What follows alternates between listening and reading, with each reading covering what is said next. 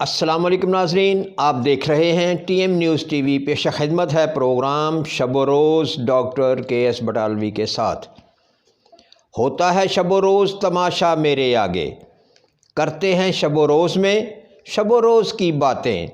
اسلام آباد high court نے cipher case کا حکم امتناعی واپس لیتے ہوئے 14 دسمبر کے بعد کی کارروائی کالعدم قرار دے دی۔ عمران خان کی سائفر کیس کے ان کیمرہ ٹرائل کے خلاف اپیل پر سماعت جسٹس گل حسن اورنگزیب نے اسلام آباد ہائی کورٹ میں سماعت کی۔ عدالت نے سائفر کیس کا ٹرائل روک رکھا ہے۔ اٹارنی جنرل منصور عثمان آوان اور وکیل سلمان اکرم راجہ عدالت پیش ہوئے۔ اٹارنی جنرل نے اپنے دلائل دیے، جس کے بعد وکیل سلمان اکرم راجہ نے عدالت میں موقف اختیار کیا کہ 14 دسمبر کے آرڈر کے بعد کی کارروائی کالعدم قرار دی جائے۔ انہوں نے تسلیم کر لیا ہے کہ 14 دسمبر کا آرڈر درست نہیں تھا۔ جسٹس گل حسن اورنگزیب نے کہا، اٹارنی جنرل صاحب، اگر آپ کارروائی کو واپس لے جانا چاہتے ہیں تو وہاں سے کریں جہاں سے آرڈر واپس ہوا تھا۔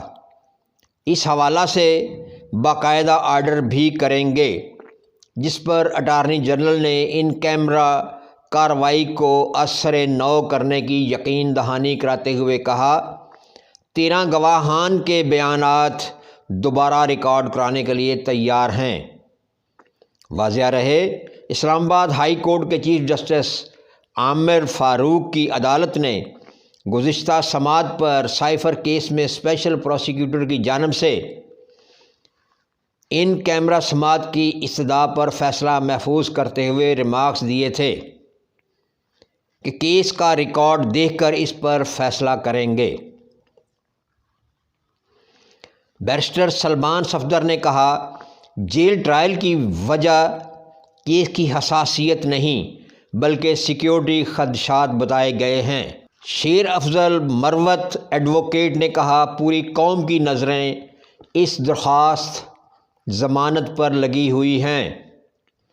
چیف جسٹس نے مسکراتے ہوئے کہا، اب تو عدالتی سماعت کی لائیو سٹریمنگ ہوا کرے گی اور پوری دنیا کارروائی دیکھے گی، اور اس عمل کی ابتدا میری عدالت سے ہوگی۔ ہمیں تو اس کے مطابق اپنی تیاری رکھنا ہوگی۔ سائفر کیس، جسے عمران خان نے سادہ کاغذ کو سائفر کا نام لیا، اسی طرح ان کے وکلاء بھی آئے روز اس کیس کو وکالتی ٹریک سے گھما رہے ہیں، اور عدالتیں بھی ان کے ساتھ ساتھ گھوم رہی ہیں۔ جیل ٹرائل کبھی ان کیمرہ ٹرائل اور کبھی بغیر کیمرہ ٹرائل، کبھی کچھ، اور کیس میں جب بھی پیش رفت ہوتی ہے کارروائی کالعدم قرار دلوا دی جاتی ہے۔ اب جب کہ گواہان بھی پیش ہو چکے، کارروائی پھر سے کالعدم قرار دے دی گئی، اور وکیل سلمان اکرم راجہ نے تسلیم کیا کہ 14 دسمبر کا آرڈر درست نہیں تھا۔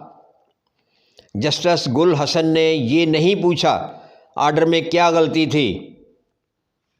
بہرحال عدالت جانے اور وکیل، ہم تو کچھ کہہ بھی نہیں سکتے۔ پی ٹی آئی وکلاء اور پی ٹی آئی سربراہ ملک کو بیچ منجھدار میں پھنسایا ہوا ہے۔